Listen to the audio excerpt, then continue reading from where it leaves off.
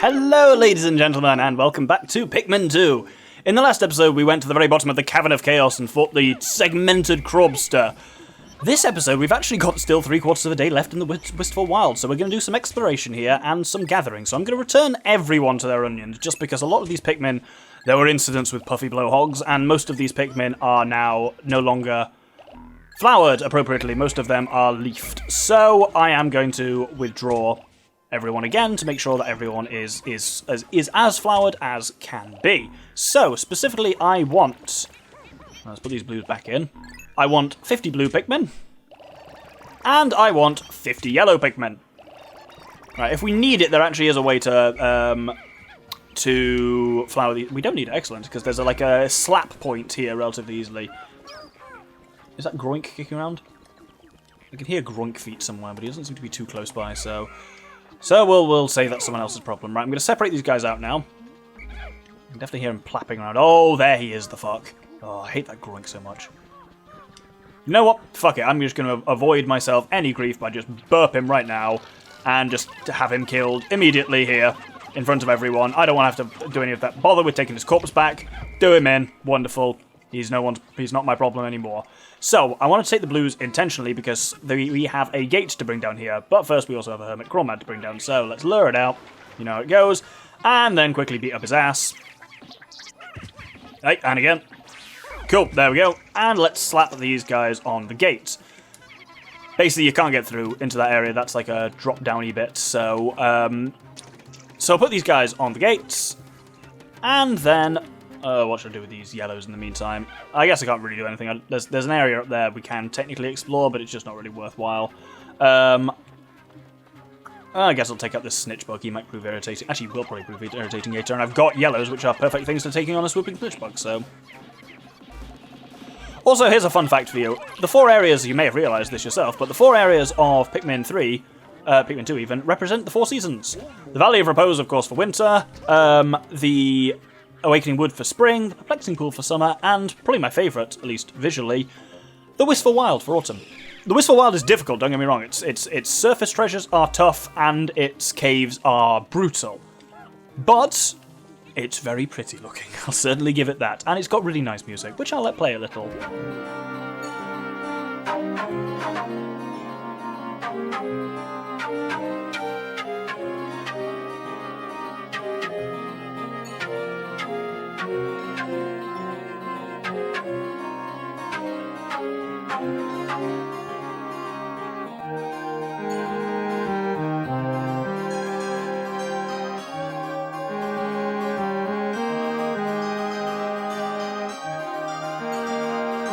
So, as you will no doubt notice, I took out a plug there, which gives us nicely a way to bring other coloured Pikmin now through to this area.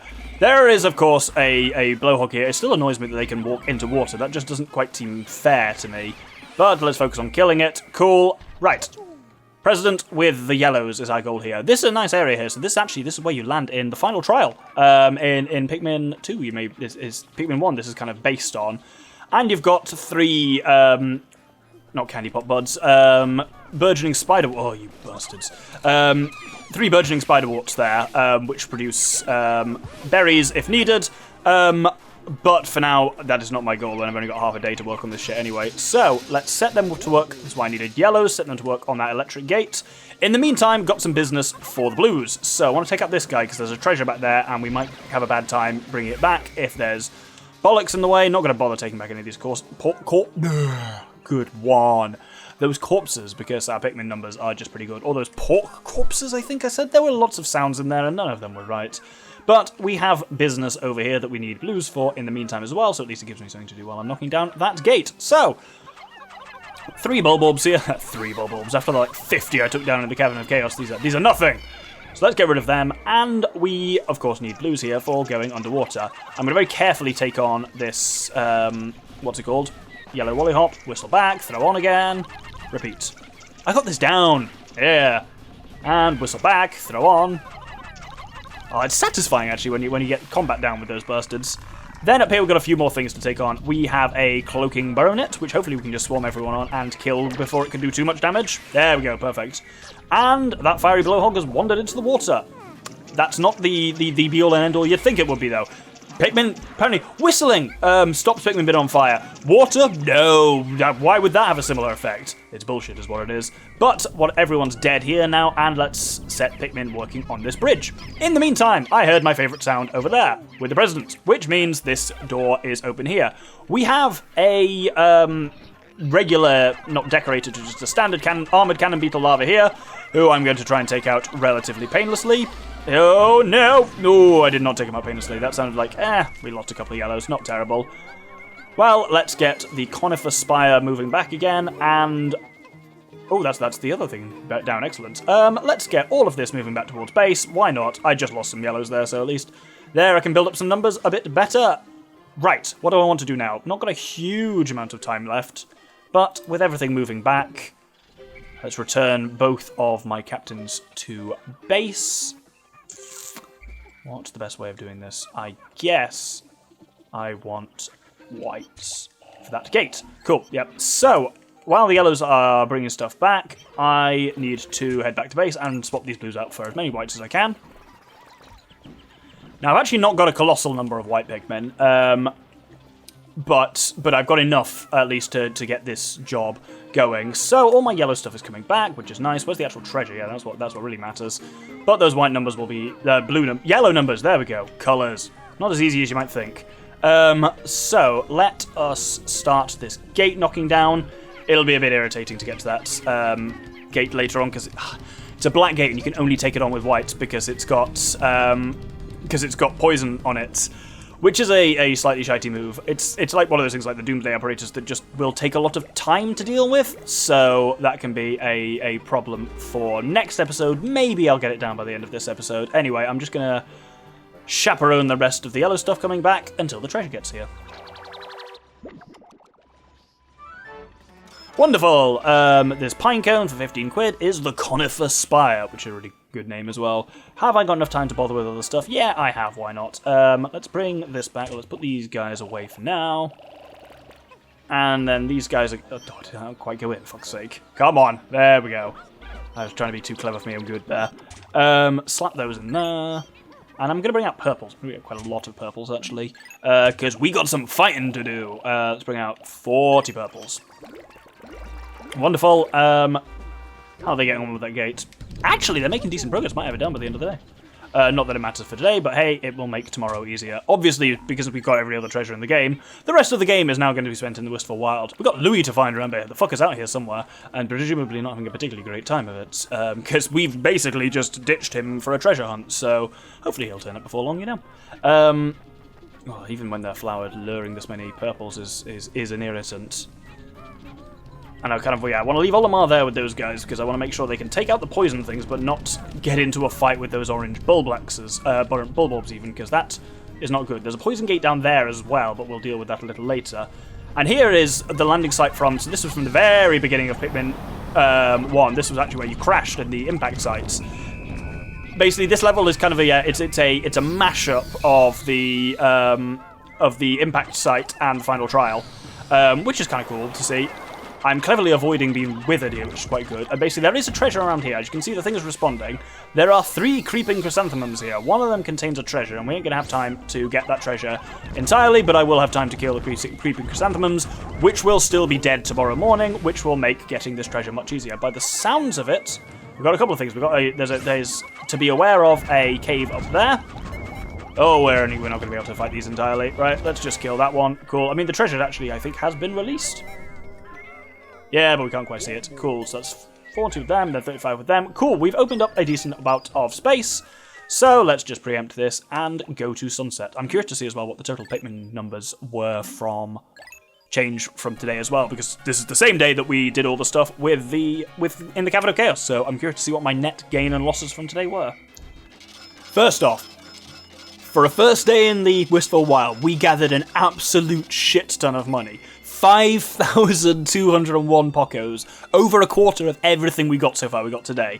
That's from a very rich cave and from, of course, the Doomsday Apparatus, which covers nearly 2/3 of that amount anyway. Pikmin numbers.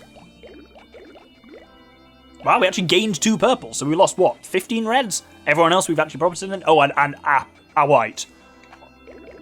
That's bloody good. That is bloody good. That's what it is. Still not lost any Pikmin to sunset, which I'm happy with. So, let's end the episode with a bit of reading. Oh, email first. Louie, are you eating well? When you were a boy, you were quite skinny, so I made sure you cleaned your plate. Be sure to cook suspicious food before eating it. He sounds oddly like the president, because I don't have many voices. Let's head to the Piclopedia. So, I don't tend to do plants. You notice as well, the Piclopedia, I've now got things telling you what you haven't seen yet, and there's actually very few left. There's those three, which are the normal red, blue, and green, red, blue, and yellow candy pop buds, which I've just never used, so they've not appeared there. But with that's basically it for Holes in It. There's the game's final boss, which is there, another boss, which goes there. Basically, there's 2 caves left in the game. Interesting. And there's this one, is our only new one, I suppose, is the segmented crobster. Parastracoidea reptantia. Well, astracoids are... I thought they were sea stars. No, that's asteroids. Literally, they're called asteroids, sea stars. Parastracoidea. I have no idea what that means, really. I'm relatively familiar with crabs and stuff like that, but that doesn't seem to be one of them. The creep crab family. That's a brilliant name, creep crab. This gigantic beast is wrapped in a hard shell. In an atypical evolution, the right front leg of this creature is hypertrophic, taking on the function of an arm rather than a leg. It means it's much bigger. That's actually really unusual in nature to have stuff that isn't basically bilaterally symmetrical, so like has a line of symmetry down the middle. You get this in, they're called fiddler crabs, have like one arm much bigger than the other, and they use them to signal. Spitting out all the crab facts at this point, one of my favourite ones is most species of crab, they have 2 different types of claw. If you look closely, you'll see one claw is bigger and bulkier, the other one's smaller and sharper. The big one is called the crusher, the little one's called the cutter. If a crab, so crabs can regrow their claws, if they lose the cutter, they grow a cutter back. If they lose the crusher, they grow, they lose the crusher, their cutter grows into a crusher, and they regrow a cutter, because it's easier to grow a smaller limb back. It's quite cool. Crabs will also, like, if their limbs are damaged, they'll just grab it and rip it off themselves. It's autotomy, it's called, and it's kind of horrific to see. Anyway, enough crab facts. Its asymmetric physical development is unique in the natural world. Not unique, but highly unusual, certainly in our ecosystem. One unlucky explorer's incorrect conclusion was that this creature adheres to a pattern of peaceful, quiet behaviour, which led to an unfortunate incident. In fact, this beast exhibits intensely hostile, aggressive tendencies, aiming at prey and ramming them at full speed. Will it do that to carrots? Let's find out. It's certainly very loud. No, I can't get it to roll up. Oh well. Anyway, treasure. Oh, we've completed some sets, because it's doing that for me. You've completed the Sweet Tooth series. Heaven on the tongue, havoc on the tooth. You've collected the Cook's Arsenal series. These apparatus also ought to turn a tasty profit. Oh, yet more. You've created the Husband Tears series. Women cry with joy, men just cry at the price. And we've collected the Mystical Energy series. These enigmatic reactors power this alien planet. Cool, so I guess we'll start with the fuel reservoir. The ship has a lot of self-importance for a machine. Apparently machines can have personalities after all. Perhaps they can even have a soul. If this is true, then maybe you can work them into the ground until their spirit is broken and they stop giving you lip. Oh no, I'm turning into the president. The Container of Knowledge. I got the feeling I'd already found many similar looking objects. Is that just a feeling, or does it mean that a great civilization once flourished on this planet? Might these objects have played an important role? And similarly, the Empty Space Container.